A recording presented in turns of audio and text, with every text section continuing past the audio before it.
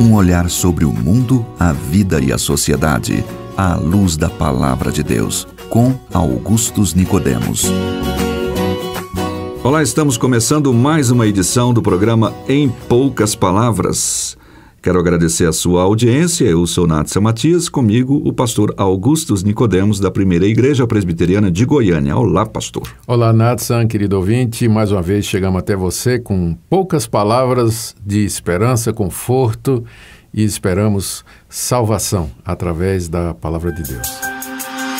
O racismo é uma das maiores mazelas da sociedade no que diz respeito às relações humanas. Ele parte do pressuposto que há pessoas melhores do que as outras por causa de sua descendência, cor da pele, em suma, das diferenças étnicas, raciais das pessoas. De qualquer maneira, trata-se de um comportamento que desqualifica as boas relações entre as pessoas como um todo. Racismo é o tema do programa de hoje. Pastor Augustus, então, esse é o nosso tema. E como é que a gente pode abordá-lo, né, à luz da Bíblia? O que a Bíblia diz sobre isso? Como é que a gente pode ajudar os nossos ouvintes que estão sofrendo racismo, algum tipo de racismo, ou aqueles que de repente estão ouvindo, estão praticando isso, né? Isso. Olha, é verdade o que você falou. O racismo parece que é uma coisa que está impregnada aí na mentalidade humana e você encontra em todo lugar. Eu morei na África do Sul, vi na época do Apartheid. Então, eu vi o racismo de perto lá. Violento, né? Violento. Morei nos Estados Unidos também. Morei na Europa. E moro no Brasil. E em todos esses lugares eu vi diversas formas de racismo. Mas em todas elas, o racismo basicamente é o mesmo, que consiste em você fazer uma avaliação de uma pessoa pela sua descendência, pela sua raça, pela sua origem.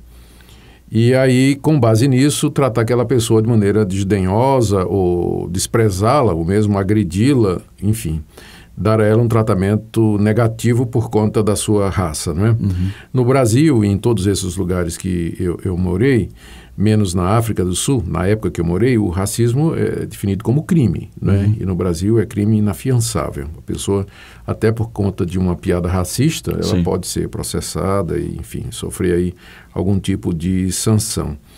Há pouco tempo, eu não sei se você lembra, Natsa, um pregador neopentecostal bastante conhecido, ele causou um furor aí nas redes sociais e na mídia em geral, porque ele identificou os africanos como sendo descendentes de cão e que haviam sido amaldiçoados por Noé. Não é? É uma espécie de racismo disfarçado de religião, ou que procurar na Bíblia religião. E tem uma seita que eu creio que aqui no Brasil ou no mundo ela já não defende mais isso, mas a seita dos Mormons, ela dizia que a raça negra era oriunda daquele castigo que Deus colocou em Caim. Que foi a marca, exatamente. Caim teria sido o primeiro negro, não é? Como castigo por ter matado o seu irmão Abel, o que é um absurdo, não tem nada, absolutamente nada na Escritura que diga esse tipo de coisa. Na África do Sul, só contar essa experiência, Nathan, quando eu morei lá, estava em vigor o Apartheid, que eram leis que segregavam as raças. Agora, não era só entre os africanos e os brancos, mas eram leis que incluíam ou que acabavam atingindo outros grupos. Havia indianos, havia os chamados colors, os mestiços, que seriam aqui os mulatos ou morenos, não é? Entre os próprios negros havia diferença entre as tribos, Tswanas, Zulus, Xhosas, eles não se davam. E entre os brancos havia aqueles de descendência holandesa e os de descendência inglesa. Aí tinha também essas diferenças, né? Tinha também essa diferença. Quando eu morei na Holanda, dava para ver que a raça que era considerada assim inferior e que havia preconceito eram os turcos. Era muita gente que vinha da Turquia para encontrar emprego lá na Holanda e acabava criando essa animosidade, né? Essa xenofobia. Xenofobia tinha isso também.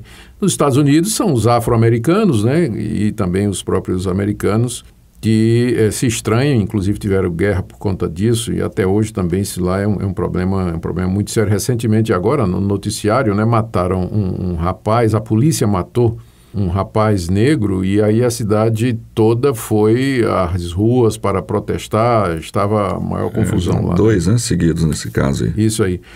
Então, de onde vem isso, né?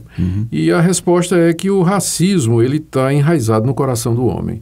Na época de Cristo, já havia um racismo terrível que vigorava e dividia o mundo da época.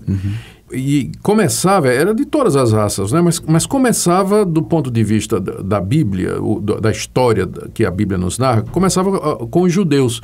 Os judeus não entenderam corretamente que Deus havia separado a nação de Israel das outras nações para ser um canal de bênção para as outras nações. Não para torná-los especiais, né? Eles pensavam que eram especiais e, portanto, superiores. Então, o judeu, ele não se juntava com gente de outra raça, não tinha qualquer convívio social, qualquer outra relação, a não ser relações comerciais, e se sentiam, num certo sentido, até à vontade para justificar algum tipo de extorsão, já que era feito com aquelas raças inferiores, não é, ao judeu. E na época de Cristo, esse racismo havia se desenvolvido particularmente com relação a um povo que era mestiço, chamado samaritanos, que era uma mistura de judeus com gentios. Essa raça ela tem origem quando os judeus foram deportados para a Babilônia, 600 anos antes de Cristo, e os babilônicos trouxeram outros povos, para morar lá na Palestina, no lugar dos judeus, e esses povos se misturaram com os judeus que restaram por lá e nasceu essa raça híbrida, não é? Sim. E o judeu mesmo, ele aborrecia os samaritanos. Então, não é de admirar aquele episódio no Evangelho de João, quando os discípulos encontram Jesus conversando com uma mulher samaritana, não é? E quebrando o preconceito racial. O próprio Jesus contou uma parábola em que o herói, não é exatamente um samaritano que para acudir um judeu que havia sido espancado por salteadores e largado à beira do caminho. E com isso Jesus quis dizer que nós temos que amar o próximo, não importa quem seja, não é? Mesmo que seja pessoa de uma outra raça, enfim. Quando o apóstolo Paulo começou a pregar o evangelho a todas as nações, aos gentios particularmente, isso causou uma confusão com os primeiros cristãos que eram judeus e eles ainda não haviam entendido que Deus é Deus de todos os povos. E, inclusive, convocaram Paulo, convocaram Pedro, porque Pedro foi pregar na casa de Cornélio, um não-judeu, e para saber por que Pedro tinha se juntado com quem não era da raça, não é? Explique-se, né? Exatamente. E aí Pedro explicou que Deus o havia orientado a pregar o evangelho aos não-judeus e que os não-judeus, né, que são os gentios, eles receberam o Espírito Santo da mesma forma que os judeus tinham recebido no dia de Pentecostes, quando creram em Jesus Cristo. E que, nas palavras do próprio Pedro, Deus assim mostrou que ele não faz distinção de pessoas, purificando tanto judeus quanto não-judeus pelo Espírito Santo enviado aos seus corações.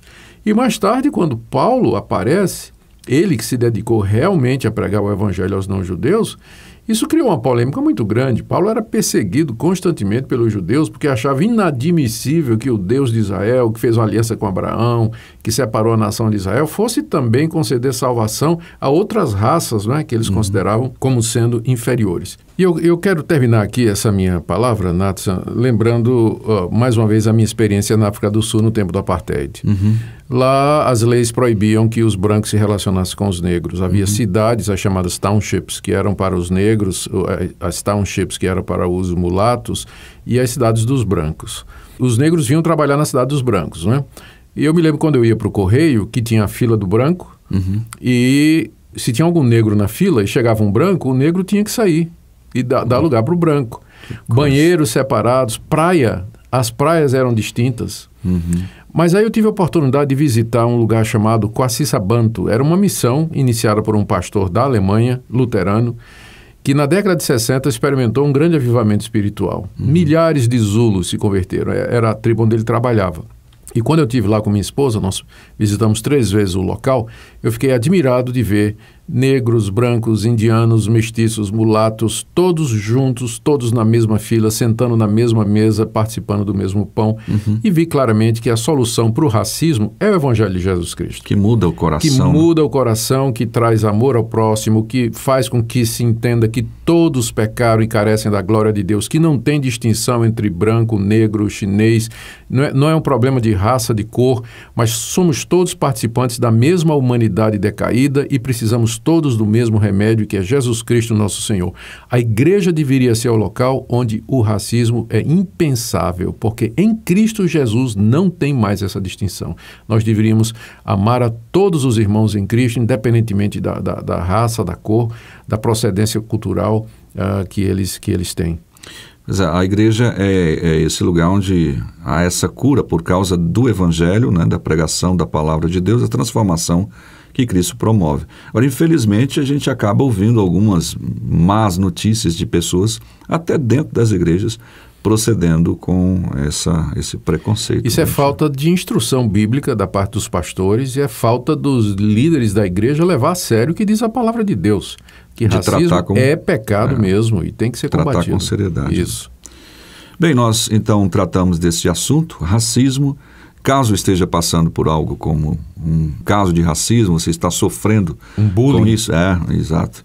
Peça a Deus que mude o coração destas pessoas e com certeza, né, procure ajuda, se for o caso, até ajuda mesmo de um advogado, né, procurar ajuda. Sem mesmo, dúvida. Porque é crime, né, você tem que ser respeitado diante da lei e, obviamente, Deus também o trata como trata qualquer outra pessoa.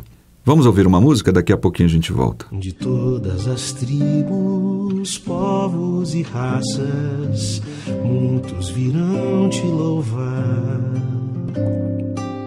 De tantas culturas, línguas e nações, no tempo e no espaço, virão te adorar.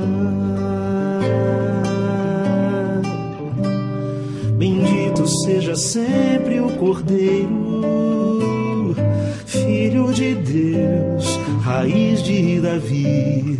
Bendito seja o seu santo nome, Cristo Jesus, presente aqui.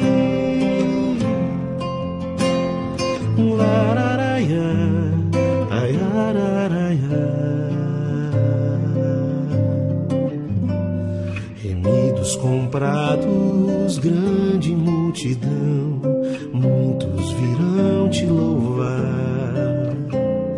Um povo escolhido, teu reino e nação, no tempo e no espaço, virão te adorar. Bendito seja sempre o Cordeiro, Filho de Deus, raiz de Davi. Bendito seja o seu santo nome, Cristo Jesus, presente aqui. Lararaia, aiararaia. E a nós só nos cabe tudo dedicar, oferta suave ao Senhor. Estamos chegando ao final de mais uma edição do nosso programa. Em poucas palavras, quero agradecer a sua participação. Pastor Augusto. Apenas dizer mais uma vez ao nosso ouvinte que o racismo não é agradável a Deus. Deus não faz acepção de pessoas. Que Ele nos ajude a entender isso e tratar todos com igualdade. Quero agradecer mais uma vez a sua audiência e também o apoio técnico de Vitor Jesus, nosso companheiro aqui na produção dos trabalhos técnicos de hoje. Valeu, obrigado e até a próxima edição. Se você deseja saber mais sobre esse e outros assuntos à luz da Palavra de Deus, domingo às 9 da manhã ou às 7 da noite, será um prazer conhecê-lo pessoalmente. Primeira Igreja Presbiteriana de Goiânia, Rua 68, esquina com 71 Centro. Fone 3213-3320 www.pipg.org. Em poucas palavras,